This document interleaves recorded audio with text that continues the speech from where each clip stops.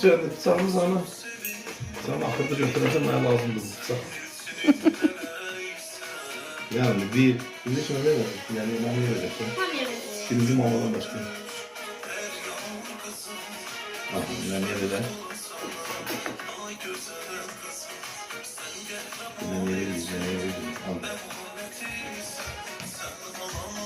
Çok sağ ol kızım. Sağ ol. Xoşbəxt ol. İndi anneye verəcəyik. Bir nəfərə verməyəcək. Yazım sana şimdi. Mənə verməyəni baltalayarım. Şimdi tuzu anneye ver yaxşı.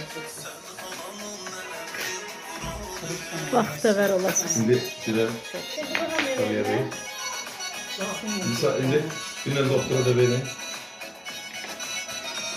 Şimdi sen mənə, mən sənə qaldıq kimiz? Yox, Sahibə xanıma sahibə. verdim. Sağda xanımda durma, sağda xanım.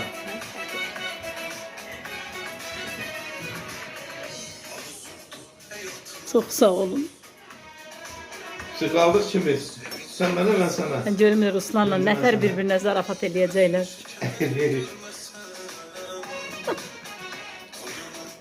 Çox sağ olun.